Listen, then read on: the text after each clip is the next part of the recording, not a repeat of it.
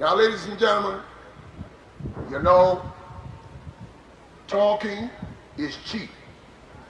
But we can't all condemn the white man. There's something we got to do. The white man is doomed, but we got to help him on his way.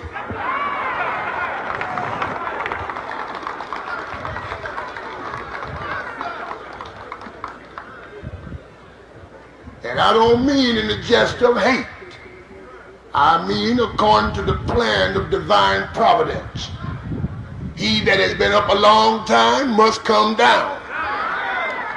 He that's been down a long time must rise. If you are an American Negro and an American Negro only, subscribe to Rasslin with Racism on YouTube, TikTok, Facebook, Instagram, Fanbase, Spotify, Rumble, and at Crackers That Out on Twitter X. You can find more white truths.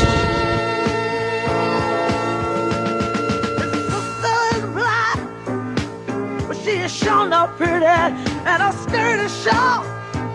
Lord knows the legs are steady, and to walk to school, she's got to get up early. With clothes on, but they are never ever dirty. They're living just enough for the city. My brother is smart. He's got more sense than many. His patience is long, but soon he won't have any. 'Cause to find a job is like a haystack needle. 'Cause where he lives, they don't use colored people. They're living just enough for the city.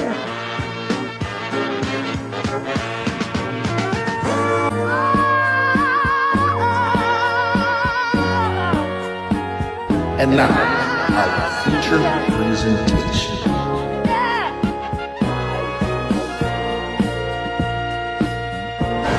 But we can't all condemn the white man. There's something we got to do. The white man is doomed, but we got to help him on his way. Welcome to Rasslin with Racism, where we wrestle with racism every single day of our lives. If you are an American Negro and you are not subscribed to Rasslin with Racism, check out the other content.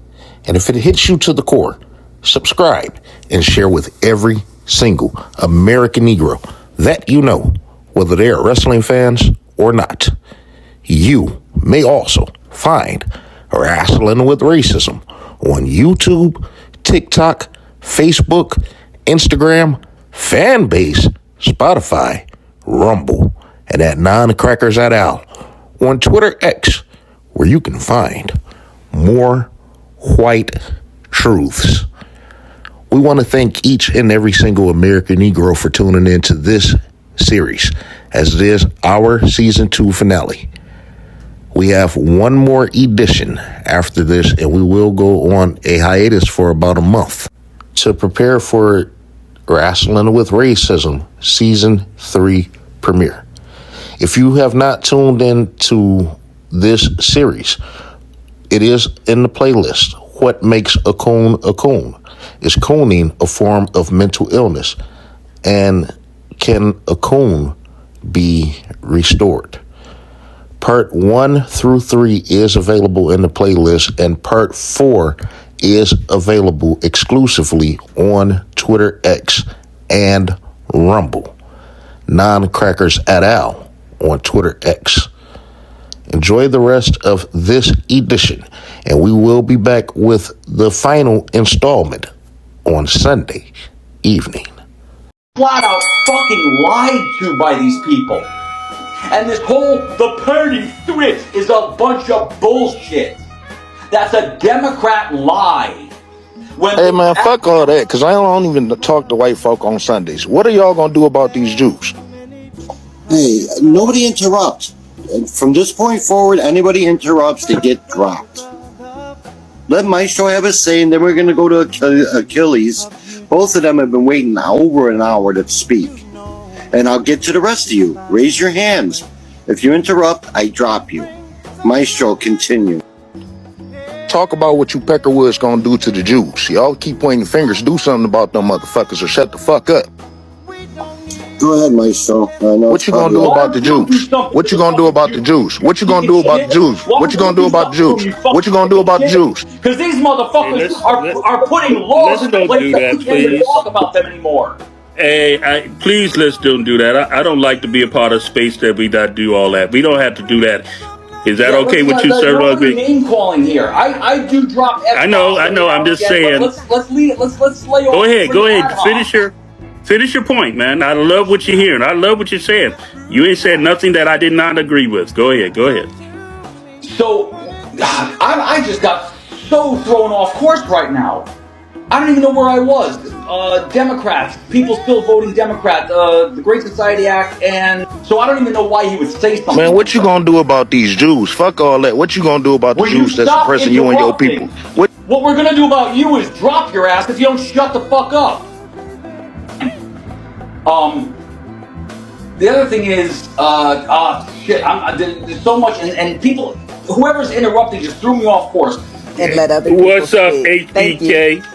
I thought you blocked me, man. I thought you didn't want to have anything to do with me anymore, brother. How you doing, man? I unblocked you. First of all, how's everybody doing? It's all good, man. I got nothing but love for you, brother. I got love for you too, but you crossed the line. Yeah, that's all right. I cross the line all the time, bro. Right, I unblocked you because you were in the space and up here and speak with you if I didn't. So I did unblock you for that reason. The first thing is, the sister did calm me down because I felt the same sentiment in a lot of different ways. You should not have had that space. You know, you thought you had it in control. I sat up there and listened to that man run the black community down in length multiple times. When you tried to interject and he stopped you, you backed right out. You were trying to compensate by having him focus on the reasons as to why these things happen. And he cut you off every single time. That's that deflection stuff that I don't deal with. And this is why I don't talk to them. Because we could talk about black on black stuff all day long, but when it comes time to talking about their stuff and things in which you didn't even point out, didn't even come close to pointing out, they don't want to hear it. They get deflected. They get the line. And it's actually pointless because, like the sister said, they don't want to help the black community whatsoever. They just want to put it down, whether it's content or not. They just want to put the black community down. They don't want to take accountability for their own history. They don't want to take accountability for their own nastiness. They don't want to take accountability for anything. And they want to constantly come up there and point fingers. And when I did have an opportunity to come up there, I didn't have an opportunity to speak. I got so tired of hearing that white bitch and moan about whatever he was bitching and moaning about regarding the Jews, regarding the Democrats, regarding this, regarding that, everything that don't have nothing to do with us genuinely. So I asked them, what are you going to do about the Jews? And I thought that was very good. I appreciate you asking that. My original question was going to be, who is much more of a bigger detriment to the white community? Is it black Americans or is it the Jews? I want to hear them lie about that. These people are pushing themselves in a bubble and they going to war with each other. Yeah. And honestly, I can't tell you what to do, but you honestly shouldn't have had that space. I should have did what I wanted to do, and I did, brother. If you wasn't going to correct them correctly, you let that man step all over you. Yeah, brother, he did not. The black community down. I appreciate your opinion, but he didn't do nothing. I clipped out 12 minutes of you only getting 2 words saying why he put this community down. Brother, and again, here's the problem when you say that, okay? You act as if what he said has merits. I said he can have an opinion. It doesn't matter. No. You speak on. You don't let that person even say no shit like that. Yeah, brother. You cannot stop. But just see, that's the problem, man. You can't let your feelings. You entertained that stuff. Hey, I did. Okay, because why? He has no authority. It's just his opinion. Okay. The only reason, if you give him, listen. The fact is that if you bothered by what he said, I'm then not bothered by oh what no, he no, said. hold I'm up. more Just bothered by all you I'm saying, allowing if him to. you bothered by I'm what he more bothered said, by you allowing him to get that content out of there brother, it because didn't that's exactly matter. what it is. That's Brother, exactly what it is. brother, And you my came point. off weak as hell for allowing him to do Hey, that. So you put hey, brother, yourself out there you brother. as a You, result. Ain't no hey, listen merit to up. what he say. I don't give a fuck about what a white Yeah, say brother, listen at up, all. But for listen you to allow that up. stuff, you allowed that. It's as if you Brother, did I that am purposely. okay a person having an opinion. A person that just conflict resolution. I've been to conflict resolutions, bro. Okay, I'm gonna tell you what conflict resolution is. All right, put you on mute for a little bit, man. Put him You on damn mute. sure let him run all over you. No. Conflict resolution. Let me tell you what conflict resolution is. Because they call you a chair, does it make you one? Just because someone says what they say, does it make it true? It only makes it true when you allow it to affect you. Okay? Yeah, he leaves. Okay, that. I think we should call it a wrap.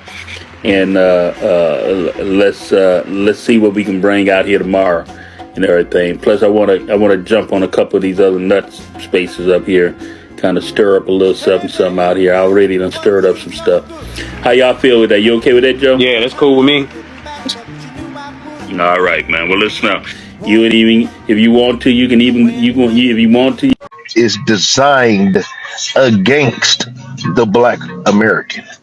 American history speaks for itself. Ronald, back to Emmett Till. Now I gave you enough time to do a research, but we're not about to spend the rest of this time on this. Answer the question about Emmett Till so that we can move on. You do realize the Emmett Till killers.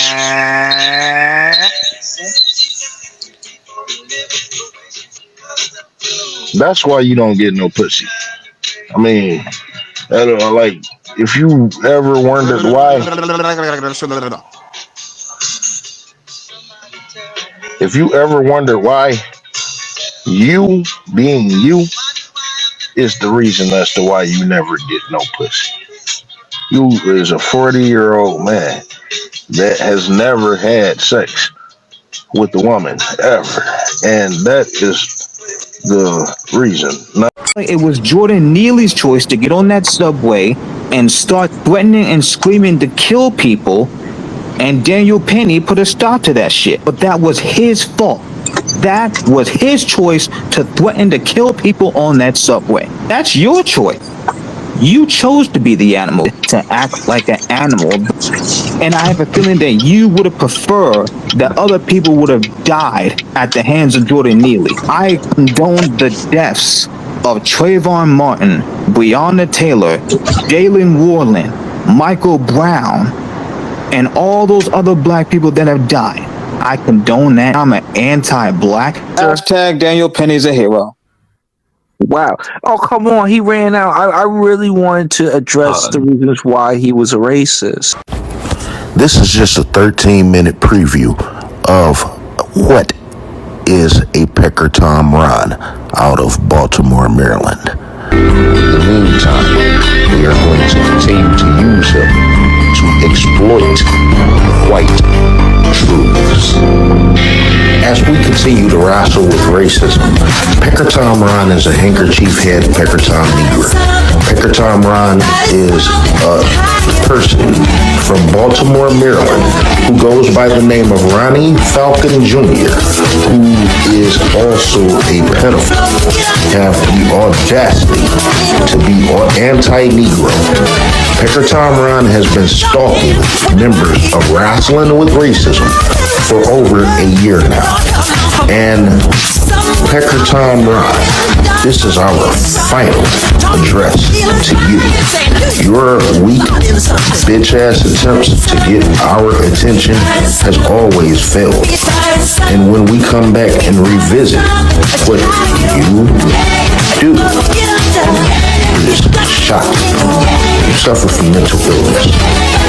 Get help. Welcome to Rasslin with Racism, where we wrestle with racism every single day of our lives. If you are an American Negro and an American Negro only, subscribe to Rasslin with Racism on YouTube, TikTok, Facebook, Instagram, fanpage, Spotify. I'm Crackers That Out on Twitter X. Find more white truths.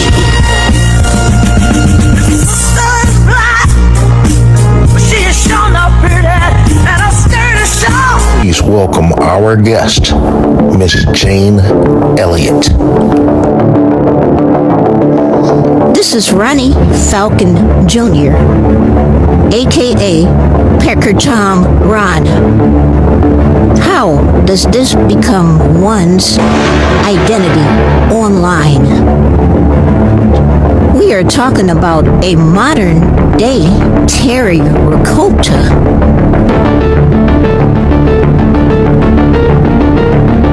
PeckerTom Ron has become so anti-Rasslin with racism that he has lost all reality and become anti-black.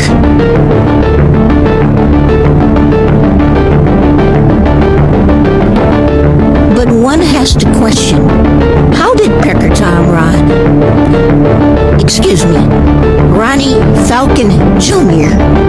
get this way? No, not this way. This way. An anti-black handkerchief head PeckerTom Negro. A racist.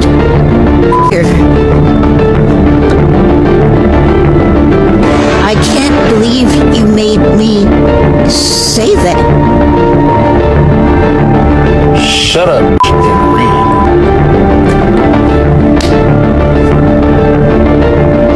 This anti-black racist bootlick buck broken Ronnie Falcon Jr. got on his knees and praised Daniel Penny for killing Jordan Neely. He has also condoned the death of George Floyd and Breonna Taylor and advocated for the death of Carmelo Anthony and Rodney Hinton Jr.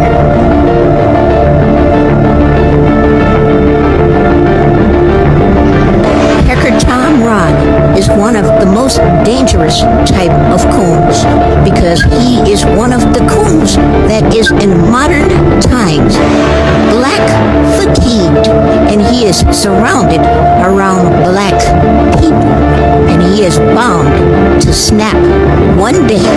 And Chris Benoit's someone or himself by way of pulling a Daphne. We here at Rasslin with Racism advocate for the latter.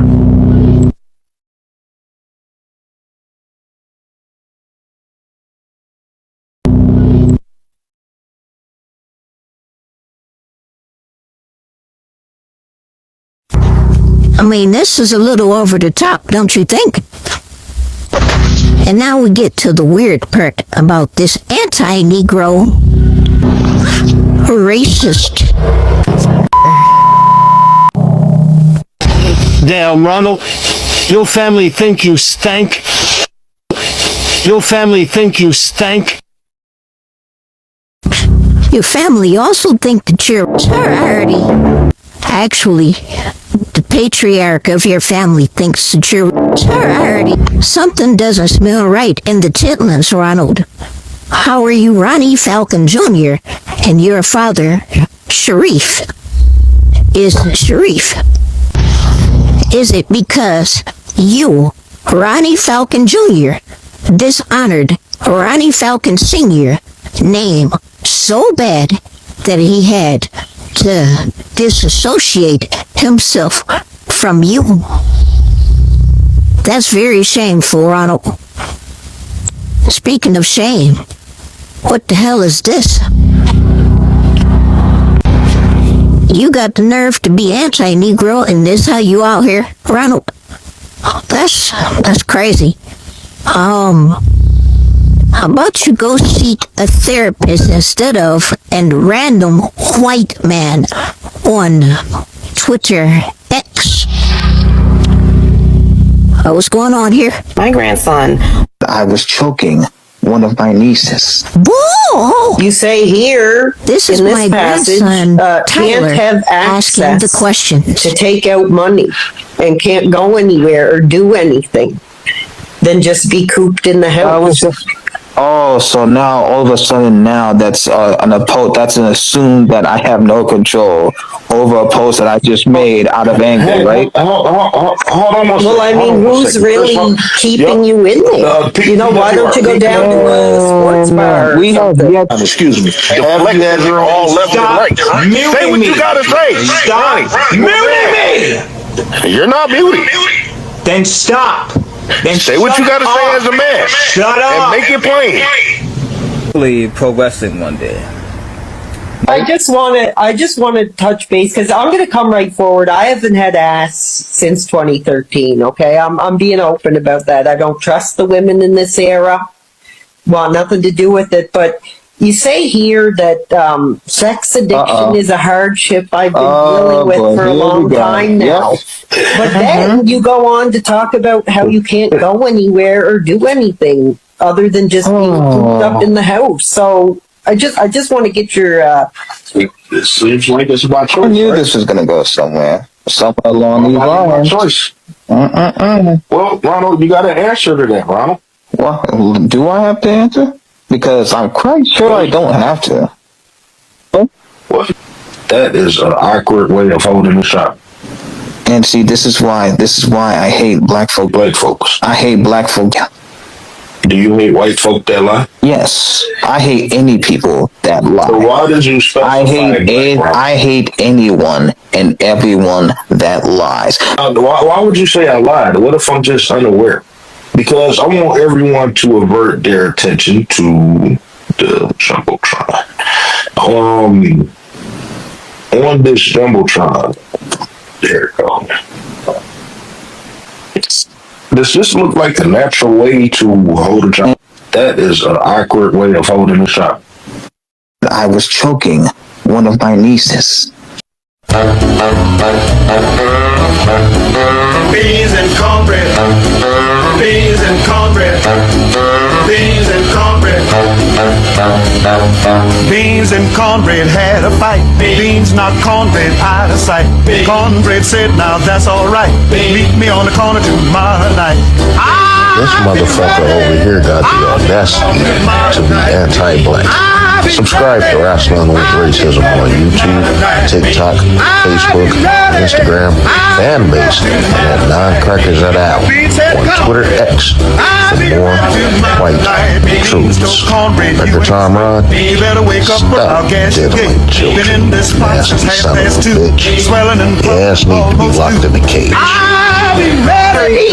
He's a madman. Nigger. Take a look. Is an awkward way of holding a shot. I was choking one of my nieces.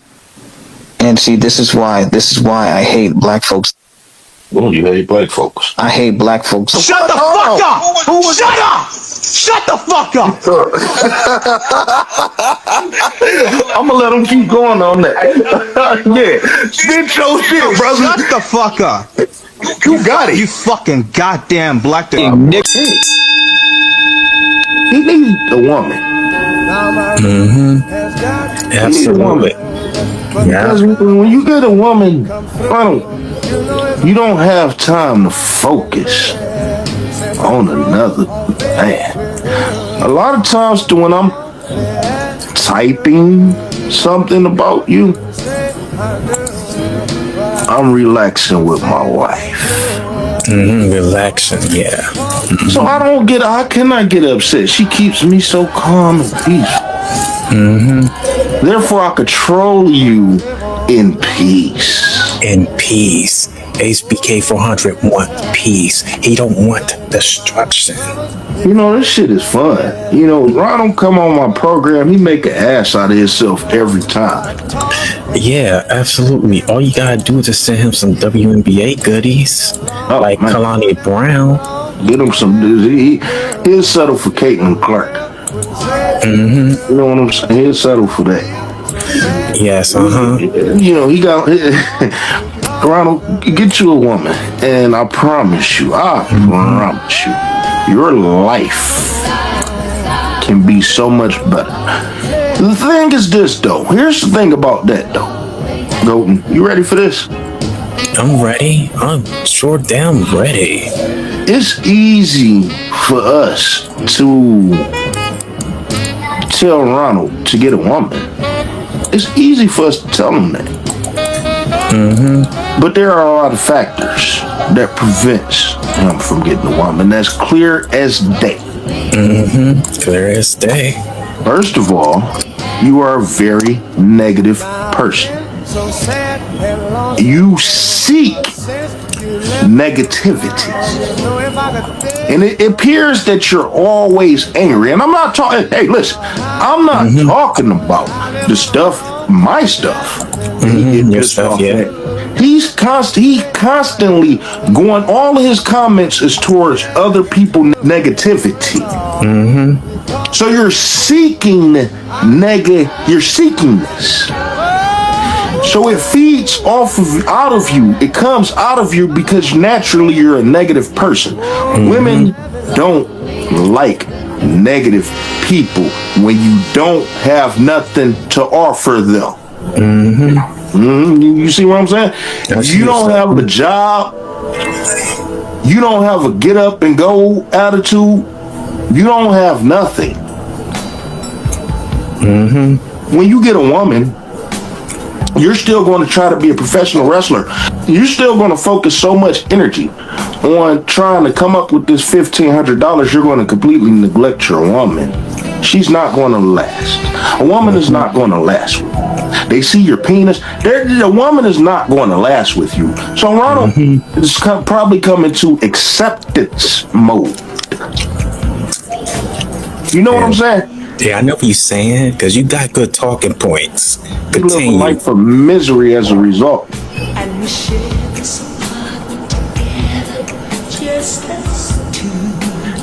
I got a suggestion for that. Because this is going to turn out to be the rest of Ronald's life. And it's just going to make him even more and more deranged.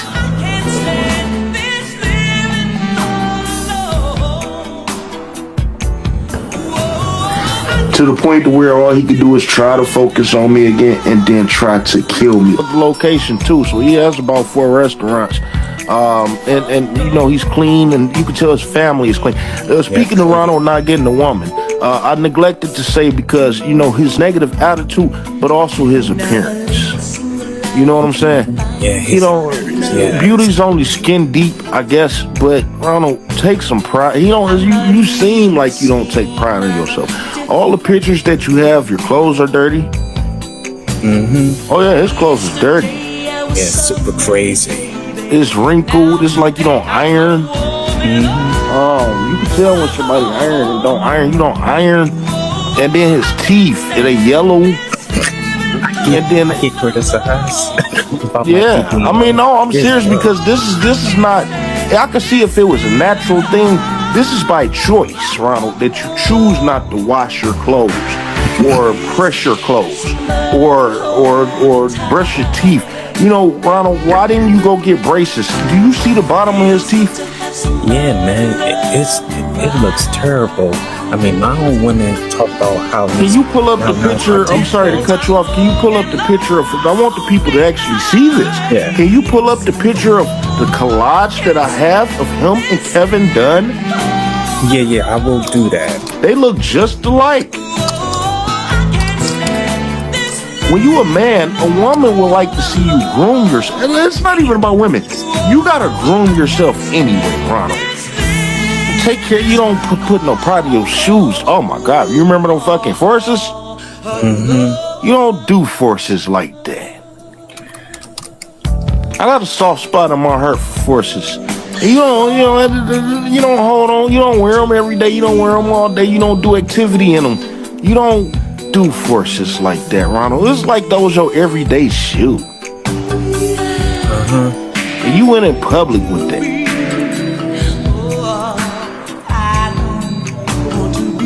So don't no woman want you.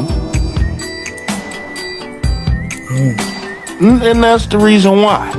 Yeah, that's the reason why. Negative, and you don't take care. You admit you don't. And like I said, y'all think you sit up here and say I modify all these things, which I don't. You say I sit up here and modify all these things. You go on his Facebook. I don't have access to his Facebook. He stated that his family thinks he stinks. Just like that guy that I showed. He's a Taffer. He's Jamaican. His name by Furian Waller. While we was talking about the Uncle Tom Pecker Ron. It's a guy named Furian Waller. While we was talking, I share screen his videos, like brainwaves, talking this disrespect towards us FBAs. Yeah. Because he also has full hygiene. What? That's what you need. You need a neo-melanin Nubian queen. Need one. You need one. It was a little African bitch that came up on there. She was, oh my God, this bitch. If you're not familiar with that edition, that's up there. I'll send you the link. She came up there just being as anti-Negro as she could. And like I said, we like to joke around and relax because it's still tough topics that we talk about for hours. So we like to relax sometimes and take a little breather. Sometimes we'll stop recording for a few minutes and just kick the breeze. You know what I'm saying? Yeah, I know what you're saying. But, PeckerTom Ron had the girl up there, and we was up there for hours at that point. You know what I'm saying? By that point, they were saying so much stupid shit. I purposely just trolled the fuck out of them. I ask stupid questions. I will ask stupid questions and shit and spin you in circles. And I did that for a great entertaining program. I tried to get him to talk to her on another level. Your boy froze. Yeah, And he just sounded gay. You know what I'm saying? Just gay. So, Ronald, if you gay, because I've learned to accept, American Negroes, we got to start, bringing our people back. The gay people could be reformed, but just bring them into our fold so they don't become anti-Negro. Right. You know what I'm saying? So, Ronald, if you don't want to get a girlfriend to mellow you out, get a boyfriend. Just get a life. Better than focusing on negativity. Instead of negativity, focus on positivity. Rasslin with Racism is a very negative program. Rasslin with Racism is a negative program. White Truths is negative. Yep, it is negative. White Truths that is negative and negative. Negative from the start, yes. Well, I tell you, so we got a very negative program. I can admit that. But how I can keep a peace at mind, Ronald, is I look at my family and I know what I'm fighting for. And a lot of stuff have been. Brother Watts was in front of me, man. He'd been having his hand up. Go ahead. Yeah, okay. So the Diddy thing. Now I may take a different view. Now don't take it away. I hear what you're saying, all of y'all.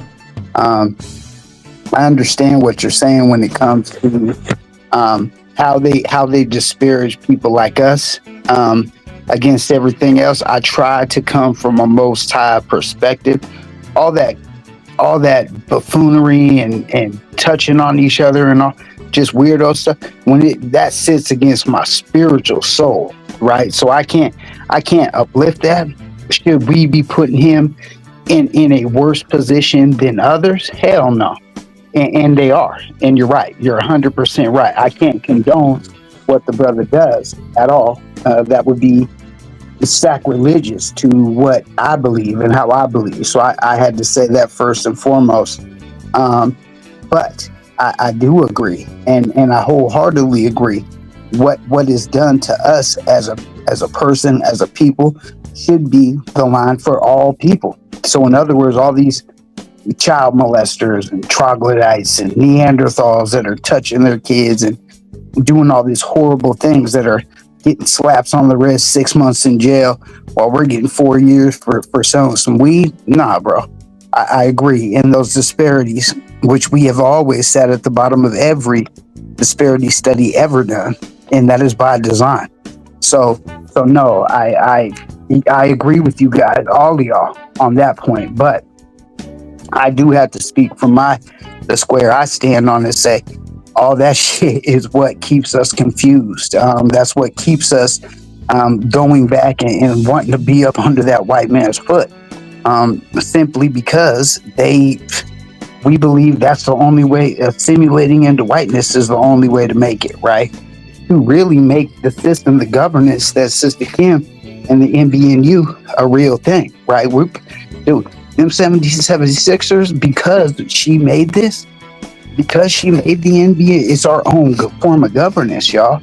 So when we do that and we segue that and we got that brilliance under us, bro, we're about to take over everything. And when we got a governance that they can't form or intercede and intercept and tear up, bro, that's when they cannot fuck with us. And we have people that support and uplift it.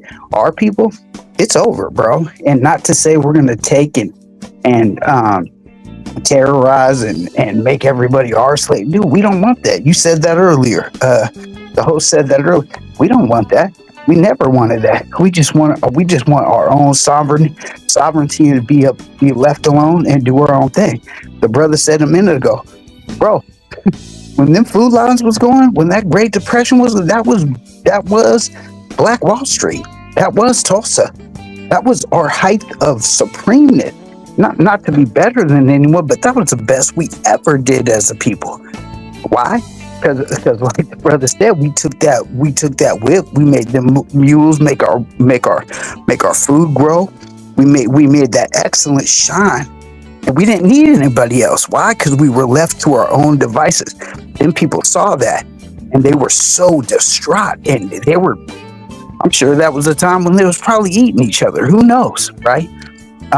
But the point is, they saw us thriving, and they were like, "Oh hell no, these Negroes can't be doing better than us. We're sitting here in breadlines, and these fools are playing in casinos and doing their own thing." What if American Negro built casinos? Like, this was all us. That was when Tulsa happened, y'all. You look at that, bro. When they were going through breadlines, we was going through the greatest times our people ever had as a collective. I gotta ask y'all, do y'all feel as if white America, the white folk that came to America over the last 100 or so years, and the people that's been here, do y'all believe that white folk are generally naive and believe everything that they see in the media because they may not have so much access to Negroes beyond the few that they may see in person or what they see in the media? Do y'all believe that white folk actually believe that? I do. Genuinely?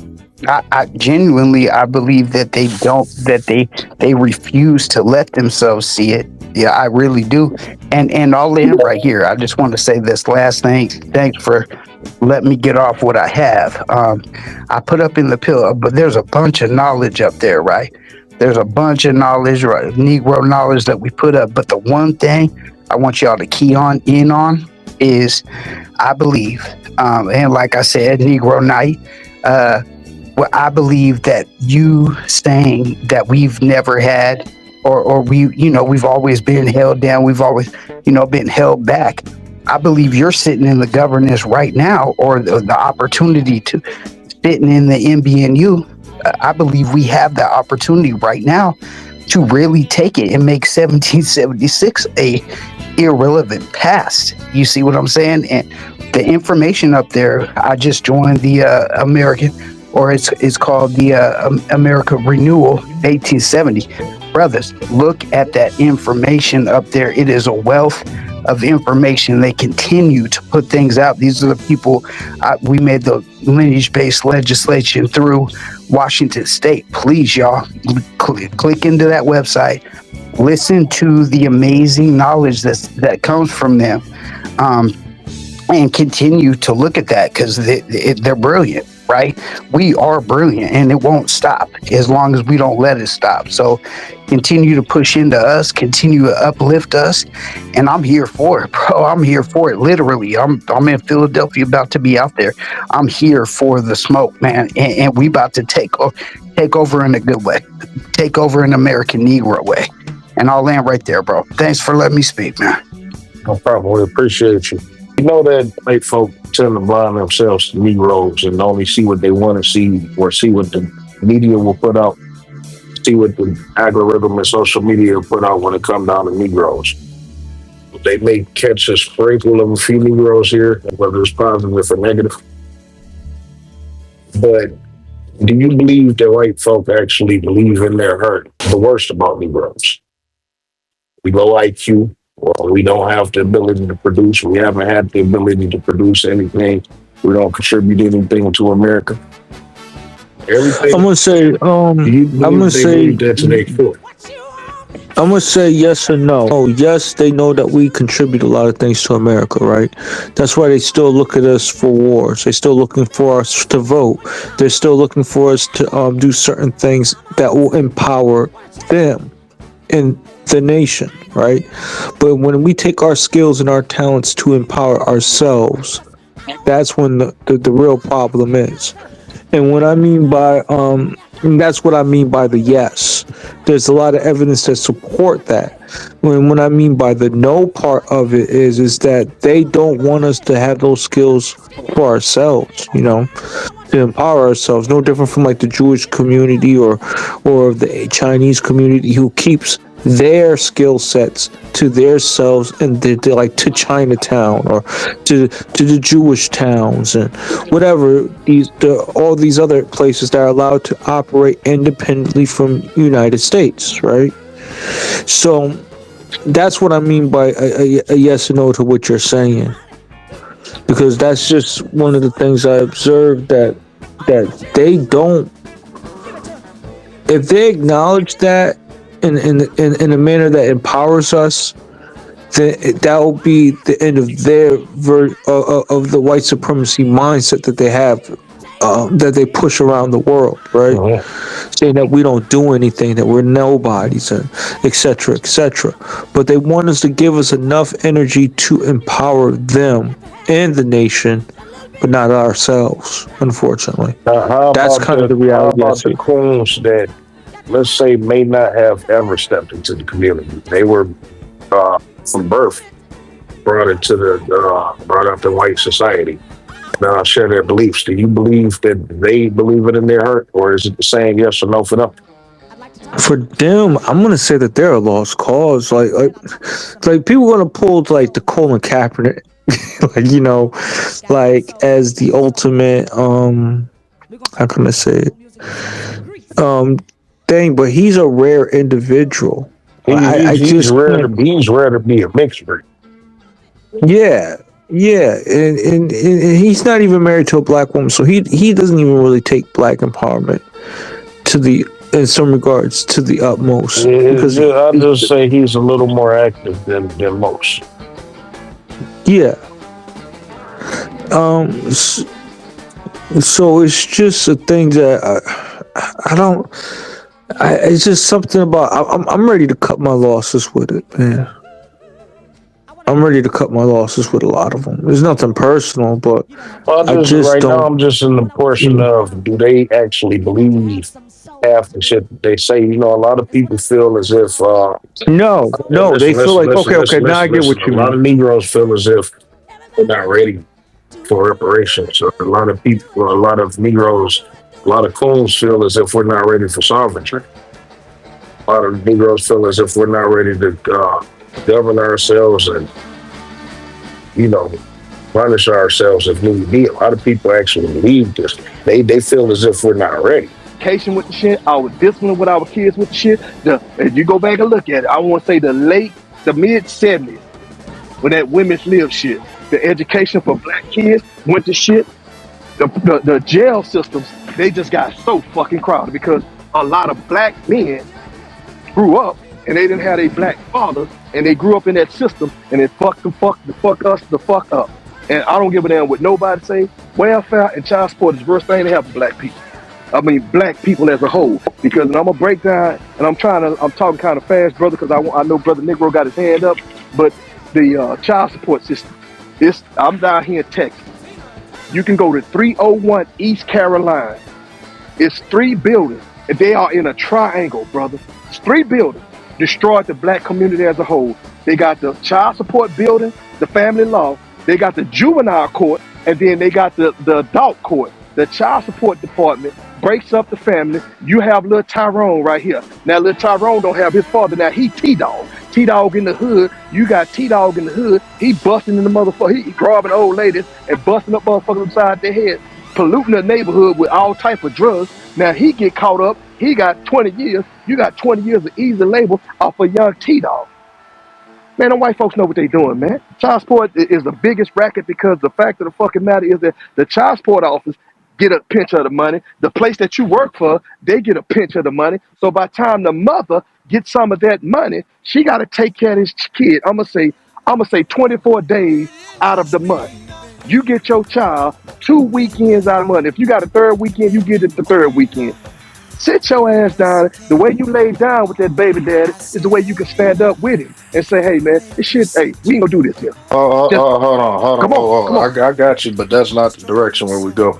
Because we're not Tell in me the where I'm going business. wrong, bro. We're not in the business of putting black people down. We're in the business of acknowledging how black people got to certain No, brother, I would never put my people down. What I'm saying is stances. I that's mean, how I white get folks that, but did us. That's how they broke it down with us, and that's how they got us that's what fucked need up. to I be never put my focused people on. down.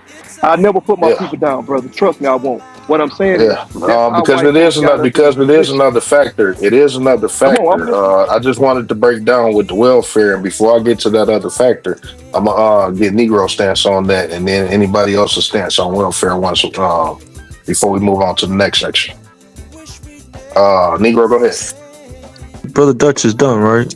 If you mind me asking. Man, I done land that crop dust. I won't. Thank you. So my perspective on welfare, it was like a two-edged sword, right? It got black men removed out the homes, but it had it made the women in our community be empathetic to the struggle of our people, specifically black men, and it still kind of is that way today because some of the women in our community, if not most, have a hard time processing what is white supremacy and the effects of black men. That's a problem. Because it's much more psychological now, and things from what I observe. So that's just what I mean by a two-edged sword. And what is impacted the most is the child. The child is impacted the most as a result of those two actions, which leads into what Brother Dutch was talking about towards the whole systematic and the structural aspects, where he talked about the various different legal courts and everything else. So that's how I kind of look at that situation, and it's a diabolical tool that was leveraged against our women, and our men when we needed both of them together to advocate to put the man back into authority. Right, back in the position of making money and being productive. They took the jobs from those black men for a reason. They need to have the community to rally together to get those jobs back, and that's one thing I kind of do agree with Brother Mark Carter on, because I heard what he was talking about in one of the spaces. He's saying that we need to be coming together as a we, not an I. So that means like 100 to 200 brothers need to be coming together to meet those needs, and with their wives and their children back in them. Yeah, that's how I kind of look at this type of situation. If we keep having this individualistic mentality, I don't think our people are going to make it as a group. That's just how I look how diabolical the welfare programs are. It appears as it's funny because, like I said, a lot of people want us to dismiss a lot of problems and a lot of issues because there are opportunities for Negro in America. Negroes in America is just not a collective opportunity for Negroes in America. So that's why, some people could sit up here and look at me and say, hey, I'm doing pretty well. You know what I'm saying? What the fuck do I need? You know what I'm saying? But I still got, I can't feel no type of way for my people. And knowing that there's a system working against our people, when you look at the fact that we've been free here in America for 150 some odd years, and how many American Negro, who are the most powerful Negroes in American history? Who is the most powerful Negro in America? What Negro actually has say here in America that could be put into law for people, not for all people? You know what I'm saying? Now, how many American Negroes have been able to produce generational wealth here in America? It appears that the richest Negroes in America tend to be entertainers. You know what I'm saying? In certain industries, it appears that they won't allow us to grow in, such as the oil industry or the technical industry, or be conglomerates in the real estate industry. You know, you got people that has to partner up with white supremacists in order to move on to the next step. Magic Johnson can't partner up with LeBron James to create a league for us by us out of fear of being killed. You know, Kobe Bryant couldn't step out of a certain area out of fear of being killed. Kanye West can't make moves for himself. And then we talking about these high level entertainers that's in that billionaire status. They still have restrictions amongst themselves. Michael Jackson had that restriction amongst himself, and then when he crossed that line, they chose to kill him. So America only allowed people to go so far. You know what I'm saying? Before they would take you out. Um,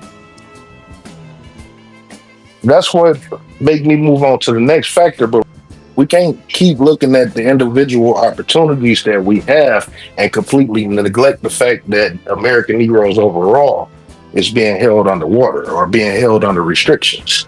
You know what I'm saying? I would like to grow and progress alongside my people, and instead of the individual here and the individual here. There's no groups anywhere, but you could list a group of successful Asians and Hispanics and Middle Eastern people here in America. You could list powerful uh, people here in America of those ethnic groups. It's funny because we've been here a lot longer than most, if not all, and can't be accepted into that stature. And the next part, which could have been the ultimate destruction, is the specific drug of crack. Once it hit hard in Detroit, I know it hit hard out in Cali. How much of a factor do y'all believe that drugs truly broke us down to the point to where I feel like, you know, we lost trust in each other? Yeah, that was the drug industry itself and what the harm it did to black people. I think that's reparations by itself. Um, it tore up the families. It made a lot of people, good baby boomers, good people got on crack. You know, and it did something weird. It was worse than heroin. You know, because we had the heroin epidemic, but when the crack came, mothers were leaving their children. Grandmothers, I remember grandmas had to come and take care of their children, had to take care of their grandchildren because their daughters and fathers was on crack, chasing a high. So, yeah, you know, I'm from that area. I'm born in '86, so I remember the drug. I remember that in the early '90s, the mid '90s. I remember as a kid watching people on drugs, watching people get butt naked for a rock and run down the street, watching grown men do this. And these are kids doing that. I remember we was kids. We was like 14, 15. These kids got dope. When they told the smoker, hey man, they're fixing cars up for $5. They come fix your house up. These are people that was skilled men back then, around my daddy age. My daddy suffered from crack. My pops was a very smart dude. He could build anything with his hands. He can build a house from the ground up, anything. Read blueprints. He ain't even never been to school. So when I seen the epidemic in LA, how it came and they started, I think they made it in Oakland, or they made it somewhere in the college, and the first crack cocaine was in Oakland, California. Then after that, when it spread it like a wildfire. And I felt like that's probably like 90% of our problems. It became from that, because you got to look at it. When that crack came, it made people motherless. You had mothers getting on crack, leaving their kids, man. You had a mother actually going, leaving their kids. You got mothers telling their daughters to go to the dope man, dressing her up so the dope man can come see her. People were losing our morals. Before then, black people, we had morals. We was Christians, Muslims. We always believed in God. We believed in certain things. But that tore us down. That tore up see, the silent generation wasn't on that. They was builders. They came and they the ones that moved from Mississippi to LA and moved to Detroit and Chicago from Mississippi. Then that was the silent generation. They was about their business. That's the reason why Detroit and Chicago is black right now like that, because of that generation. They came out there and they bought houses. That's what we need to be learning from, that silent generation. They had 2 or 3 houses. They was buying up shit. So when that crack came, that crack made it to where the baby boomers was selling you gotta look at it, bro. The baby boomers was selling the crack, the houses. Well, Putting loans out on their mama houses. At the same time, then just speaking from a Detroit angle, we look at the mayor, Coleman Young, who was the first black mayor. I believe he got in there in 72, and his main thing was to drive white folk out. It was a big booming city, and to drive white folk out, and we be able to have the city and produce for ourselves. Once we got the rolling, that's when crack just got flooded. It just got flooded upon our city, which also brought it, once again, a distrust with each other. How much of a factor do you believe that crack changed our views when it came down to looking at each other? You know what I'm saying? Knowing that when the whites left, they took their jobs with them.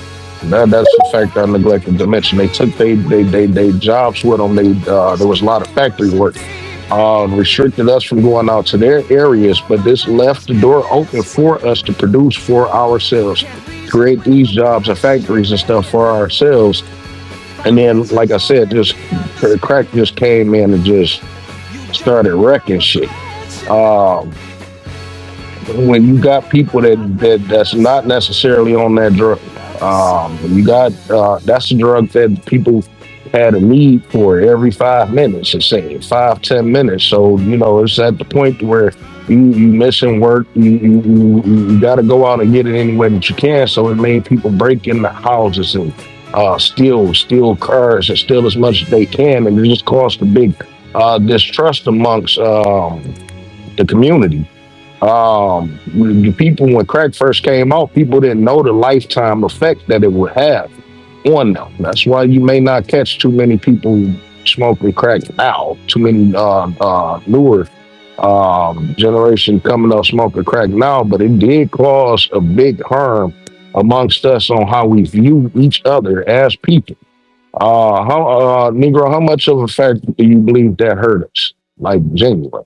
It hurt us a lot. And what I mean is that's how you got that saying, black men ain't blank, black woman ain't, black woman to be, black woman ain't blank. That's kind of the crux of where it kind of originated at. If you're gonna, because where it has done is devalue a Negro man or woman or child's life.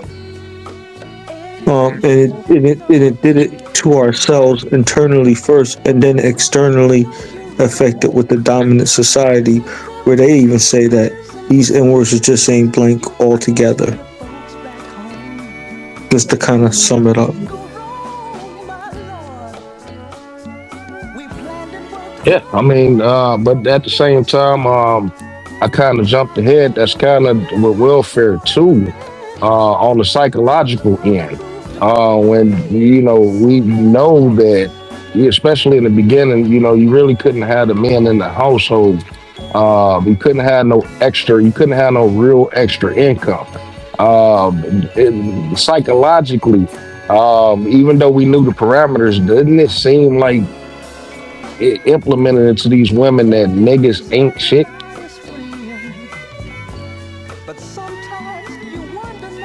For the fact that they not there physically and may not be contributing too much beyond that on the financial end. You know what I'm saying? There's so many different factors that make people say that we not shit. But it's a psychological thing because it's like they lose all sense of reality as to how we had to get into that position in the first place. You know what I'm saying?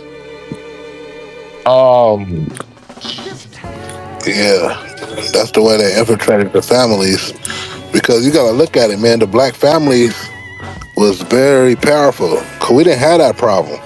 You know what I'm saying? Like about the woman and the man, they was on one accord. You know what I'm saying? So they stopped the family. And that dude over the FBI, J. A. Hoover, he even said that the black family is the biggest threat. So this was engineered. So what they made, see, like I was mentioning the silent generation, they meant business. They coming down here buying 2 or 3 houses without loans. These motherfuckers coming from Louisiana to Louisiana down to L.A. They moving, everybody moving around this time. And when them black folks were moving, they was getting money without the government. We built cities, so they had to stop us. So what they do? They put the crack, they put all that crap, they put in this shit where the woman don't got, okay, we gonna take care of you. We don't want y'all family. We gonna come in as the government and we gonna take care of your woman. See, a woman ain't meant to stress. A woman can be comfortable. Man don't be comfortable. We builders. When we build a house, we want another house. That's how motherfuckers own 4 or 5 houses. But when you got a woman that's comfortable and you put it in her head, you putting propaganda out where, oh, you don't need a man because the government got your back. Now they tricking you, and that's how they broke the family up. You gotta remember, we was married at a high level, and we was having kids. We was having babies. That was a danger to white supremacy. These dudes are having babies and they got families.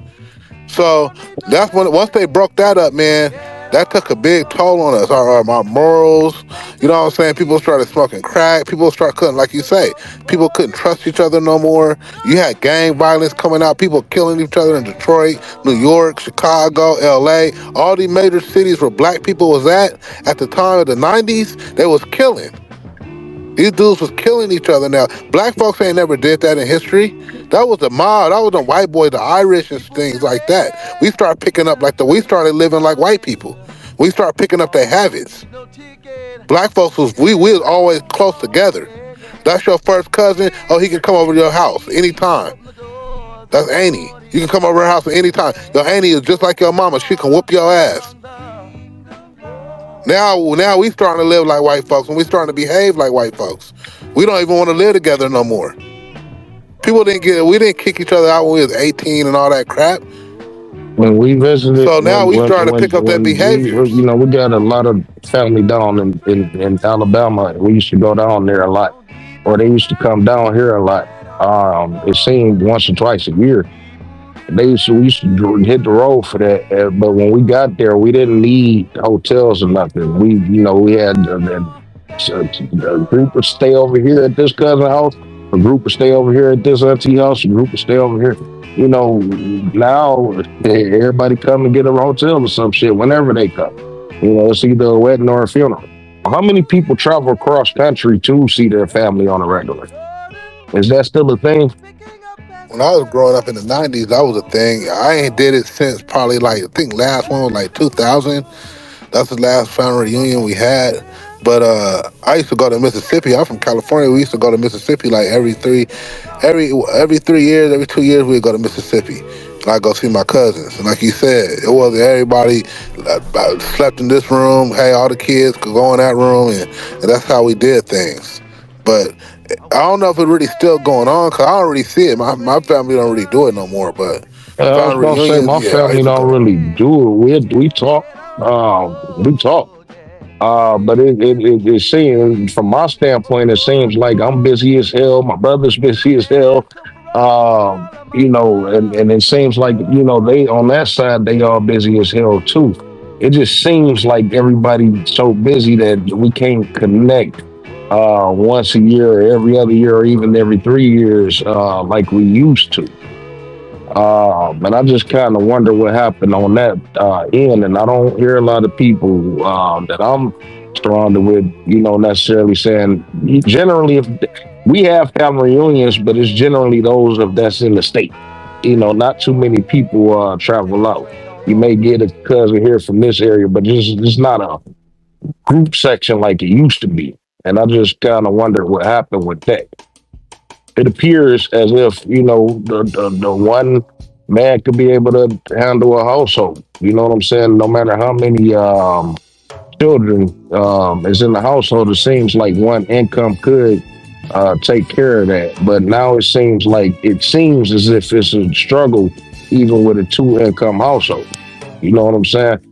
Me and my wife work, and we work pretty good, but it still get tight here in these corners and stuff. Why do y'all believe it seemed like that? My grandmother, my mother used to, I'm sorry, my grandmother used to be able to take care of the household while my father went to work. So it kind of seemed like she took up the brunt of the household duties when it come down to laundry and grocery shopping and actually cooking and taking care of a lot of other stuff. As to where now we just fucking get our checks and go out. We might have to go out on a Wednesday night or something instead of cooking at home because we tired as shit, both of us.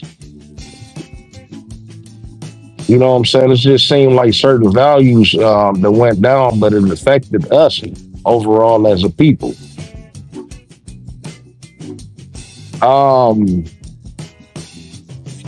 Did white folk connect with their families like that back in the day? Did they travel across the country to go visit family? Do they have a camaraderie with their cousins and shit like that?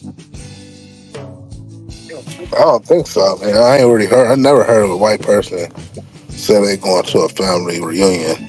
Might be a little get together and things like that. But them people are weird, man. They ain't how we was raised, you know what I'm saying? Well, I don't think so because I've been around some white people and I never heard them mentioning like family reunions. So I don't think so, bro. Well, that's what I'm checking to see because it appears like we adopted to their thing of separatism, but because I come to find that white folk generally don't give a shit about each other. They generally don't care about their families. They willing to let them die, as soon as they give them the opportunity to pull the plug. You know what I'm saying? They roll their family under the bus for money. They'll kill their family for money and stuff. You know that your father about to die in 5 years. Why in the hell you want to kill him today? Yeah, them motherfuckers, that's why I say it's diabolical because they real evil, man. These people are like, you dealing with a monster. Like, you dealing with a dude that'll go shoot up a school, innocent people. Like, the psyche of their crimes is weird. They wake up one day and they be rich and everything, kill their parents, cause they want to get their money sooner. When a white dude's wife die, first thing they do is look at life insurance. So these dudes go around talking about crime. Dude, y'all got the worst crime in humanity. Y'all crimes is senseless.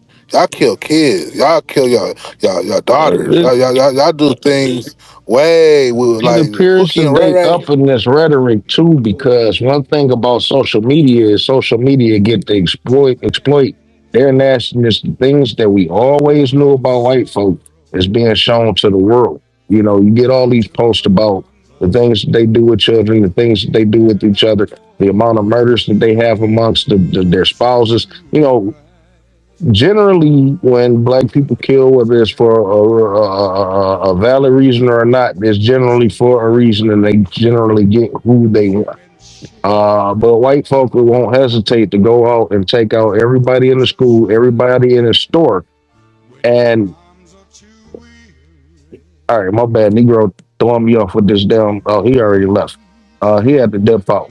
But it seemed like they willing to take everybody and anything out, and it generally seems for the smallest reasons. You know what I'm saying? And it seems like the world is seeing that. So it seems like that the white folk is up in their rhetoric to try to hide. I tend to notice when I talk about certain crimes and stuff, white folk always want to go on the competition.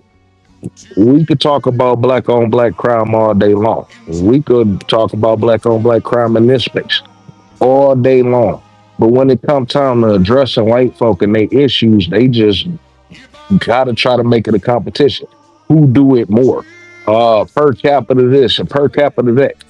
Well, why don't y'all take accountability for anything? Sexual crimes against y'all children is very high in y'all communities. Why don't y'all put some more energy behind that as opposed to crimes that's not affecting y'all at all? How do black on black crime affect white folk?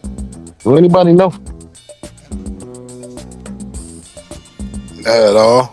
You know, black on black crime did not affect white people. It's just like they always have to say something about us, and they be projecting a lot of the things they be saying, just projecting because they always want to bring up the crime. But dude, you guys admit the most crime. Y'all crime don't even get reported. Y'all commit crime on a high level. Like how they allow, like you got the Mormons, right?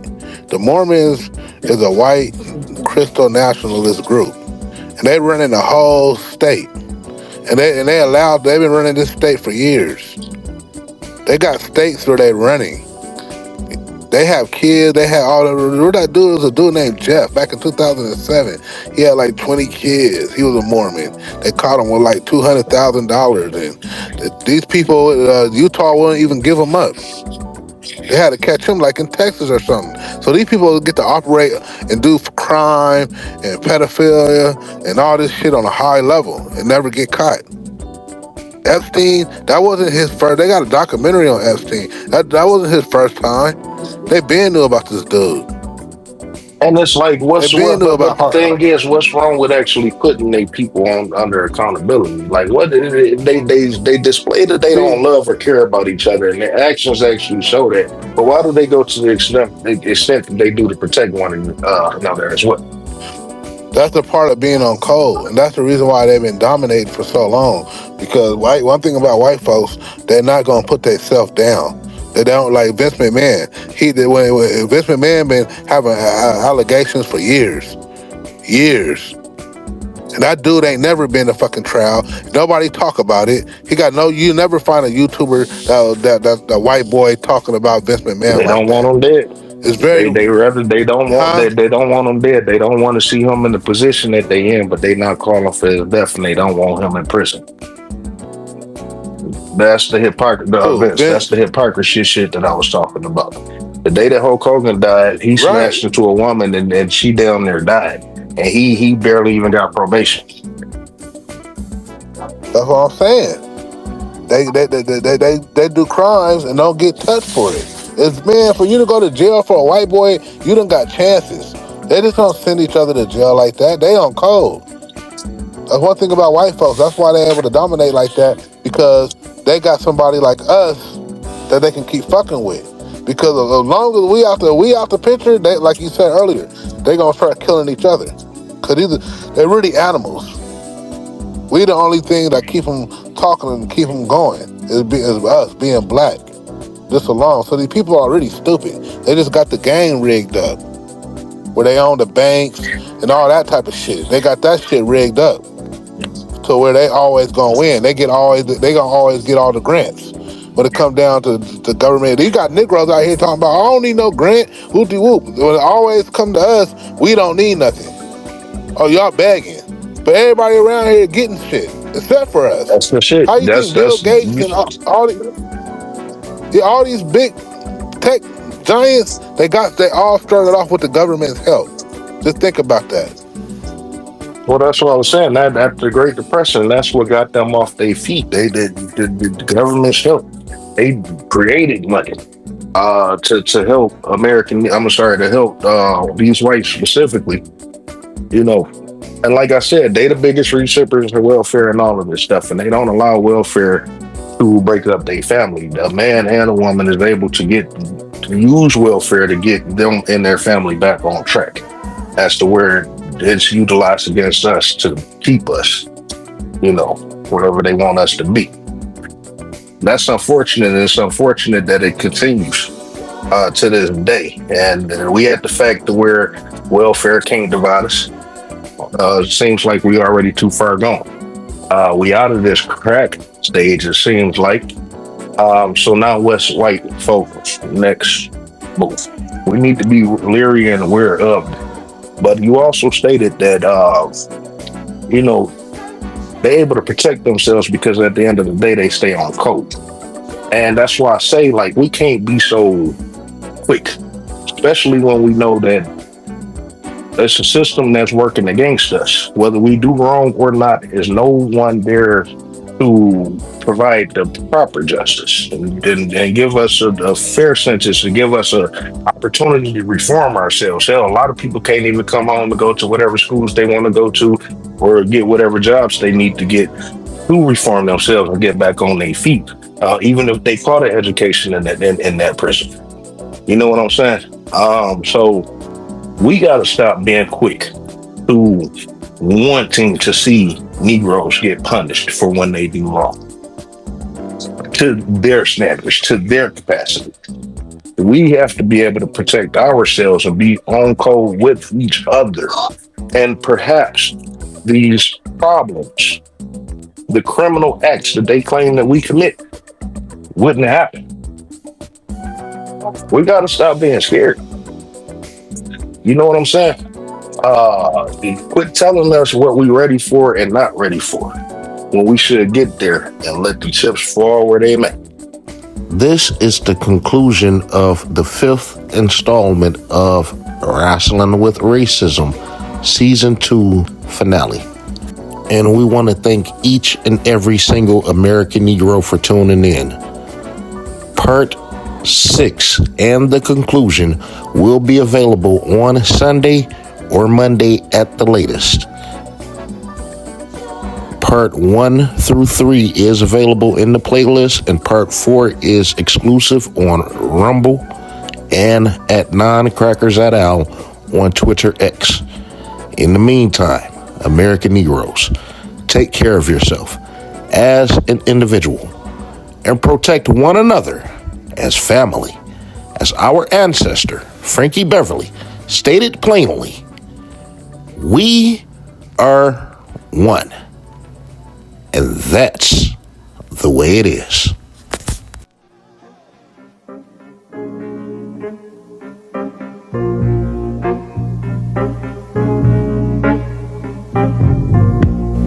We here at Rasslin with Racism hope that each and every single American Negro enjoyed this edition of Rasslin with Racism, as we can assure you that Rasslin with Racism is not the easiest thing in the world to do. We here at Rasslin with Racism aim to exploit white truths. However, white truths isn't the easiest thing to live through. As we continue to wrestle with racism, we are in the second half of our second season, and Rasslin with Racism is hiring for key positions. We are actively seeking an editor. If you are an editor and you are an American Negro, please feel free to DM me your resume. You must be in tune with professional wrestling and social issues regarding race, specifically with American Negroes. You may DM me at non-crackers@al with the L on the end on Twitter X, which is also the place where you can find more white truths. Rasslin with Racism is also actively seeking an associate producer. Please DM me your resume if you are interested in the position. You may also DM me at non-crackers@al on Twitter X, which is also where you can find more white truths. To American Negroes, we encourage you all to voice your opinion on the state of professional wrestling and American Negroes' participation in professional wrestling on camera and behind the scenes, also in executive roles. If you would like to join HBK 400, Deportation 2025, the owner of a stolen gun, and our trusted, valued correspondents, Foundational Bearded American and Duke CT from the Duke CT Lounge. Feel free to DM me at noncrackersatal on Twitter X, which is also the place where you can find more white truths. It is important for our voices to become collective as we are truly facing erasure. American Negroes, take care of yourself as an individual and protect one another as family. As our ancestor, Frankie Beverly, stated plainly, we are one, and that's the way it is. We here at Rasslin with Racism would like to thank each and every single American Negro for tuning in to this program. If you are not subscribed to Rasslin with Racism, check out the other content. And if it hits you to the core, subscribe and share with every single American Negro that you know, whether they are wrestling fans or not. Be sure to also tune in to Rasslin with Racism on YouTube, TikTok, Facebook, Instagram, Fanbase, Spotify, and at noncrackersatal on Twitter X, where you can find more white truths. This is also very important as we continue to wrestle with racism. American Negroes and American Negroes only, feel free to leave your comments below. Rasslin with Racism will return next week with a new edition of Rasslin with Racism. In the meantime, take care of yourselves as an individual, one another as family, as our dearly beloved ancestor Frankie Beverly stated plainly.